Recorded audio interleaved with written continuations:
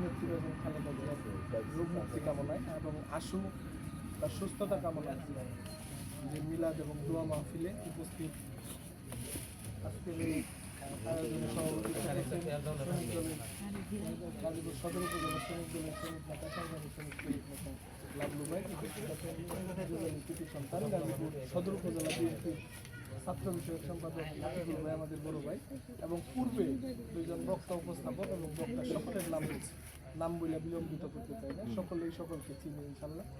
বক্তব্যও দিতে চাই না, মনটা খুব খারাপ, ভীষণ খারাপ।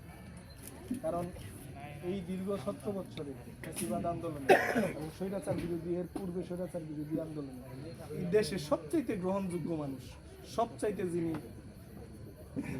ত্যাগ স্বীকার করছে সেই আমাদের নেত্রী, এবং সকলের প্রিয়, সকল বর্তমানে বাংলাদেশের সকল দলমত নির্বিশেষে সকলের গ্রহণযোগ্য একজন মানুষ, তিনি হচ্ছেন দেশনেত্রী বেগম খালেদা। তিনি আজকে চরমভাবে অসুস্থ এবং নিবিড় পর্যবেক্ষণে আছেন ডাক্তারের।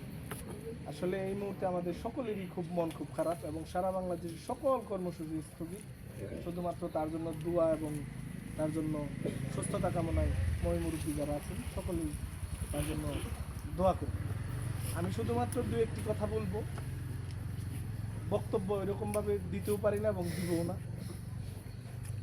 এই 17 বছরে এই আওয়ামী ফ্যাসিবাদে সবচাইতে নির্যাতিত একটা দলের নাম হইতেছে বিএনপি। কেন নির্যাতিত? সঠিক কিনা আপনারা বলেন?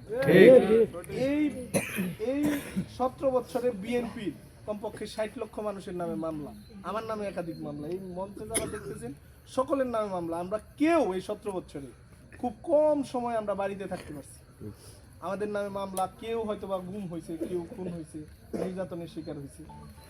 এবং আপনি যদি চিন্তা করেন যে এই দেশনেত্রী বেগম খালেদা জিয়ার জন্য আজকে এই শ্রমিক দলের যে আয়োজন, তিনি বাংলাদেশের সবচেয়ে নির্যাতিত একজন নারী, তার এই বয়সে এসে 6 বছর জেল খাটছে। তিনি যদি চাইতেন আরামায়েশে জীবনযাপন করার জন্য আপোষ করে কি দেশের বাইরে চলে যেতে পারতেন না? কিন্তু সে যায় না, কোনো আপোষ কোনো কিছুতে যায় না। এই বয়সে 6 বছর জেল খাটছে। তার একজন সন্তান পঙ্গু করে দিয়ে তার 17 বছর বিদেশে নির্বাসিত জীবনযাপন করছে, তার মায়ের সাথে দেখা হয় নাই 17 বছর, মা ছিল।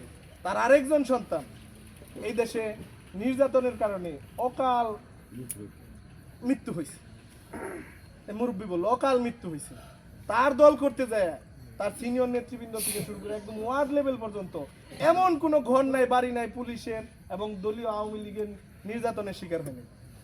আপনারা যারা এখানে আছেন অনেকেই অন্য ডিস্ট্রিক্ট থেকে এখানে আসছেন। আমি জানি যে অন্যান্য ডিস্ট্রিক্টেও আওয়ামী লীগের নির্যাতন, অত্যাচার, মামলা হামলার ভয়ে তার অনেক ভালো পারিবারিক ব্যাকগ্রাউন্ড আছে, কিন্তু এই দেশে এসে কর্ম করে খাই, গার্মেন্টসে চাকরি করে, ছোট একটা চাকরি করে, কষ্টে জীবনযাপন করে, আছে না অনেকে? শুধুমাত্র এই দল করার কারণে। তাইলে বাংলাদেশের সবচেয়ে নির্যাতিত পরিবার কোনটা, দল কোনটা? বিএনপি। সেই দলের কর্ণধার, সেই দলের আমাদের সকলের অভিভাবক দেশনেত্রী বেগম খালেদা জিয়া অসুস্থ। আমাদের স্বভাবতে আমাদের হৃদয়ে রক্ত করে, আমাদের একটা আবেগের জায়গায় আমরা হুজুর আসছেন, আমরা কথা বলবো না, আমরা একটা দোয়া এবং মিলাদ মাহফিল করবো। আপনারা মন থেকে তার জন্য দোয়া করবেন যাতে সুস্থ হয়ে আমাদের মাঝে অন্তত ফিরে আসতে পারেন। অন্তত যে শেখ হাসিনা 2000 মানুষ খুন করে বিদেশে পালায় গেছে, তার ফাঁসিটা যাতে দেখতে পারে, ঠিক না? ফাঁসিটা যাতে হায়াতে যাতে আল্লাহ তাআলা রাখে। তো শুধুমাত্র এতটুকুই বলবো যে আজকে যে আয়োজন করছেন, যারা করছেন অত্যন্ত সুন্দর, এবং এত মানুষ এই শ্রমিক দলের একটা যারা এই ওয়ার্ডে আমি সবাই চিনি, তারা তাদের আয়োজনে মুরব্বী বিভিন্ন এলাকার শ্রেণী পেশার মানুষ এই জায়গায় আসছে। এর চাইতে বড় পাওয়া, এর চাইতে ভালো আর কোনো কিছু লাগতে পারে না। বিএনপির জন্য খালেদা জিয়ার টানে এখানে আসছে, সকলেই তার জন্য দোয়া করবেন। এবং সর্বশেষ একটা কথা বলি, এই নির্যাতিত দলের পক্ষে থাকবেন। আপনাদের ফেব্রুয়ারিতে যে নির্বাচন, এত কষ্ট এই দলের মানুষ করছে, এই দলের জন্য করছে। আমরা যদি সুষ্ঠু একটা ভোটের পরিবেশ হয়, আমাদের দেশে যে সুষ্ঠু একটা ভোটের পরিবেশ যদি তৈরি হয়, আমাদের এইখানে নমিনেশন দিয়েছেন আমাদের সর্বজন শ্রদ্ধেয় একজন ভদ্র এবং শিক্ষিত, উচ্চ শিক্ষিত মানুষ, অধ্যাপক ডাক্তার রফিকুল ইসলাম বাচ্চু ভাই।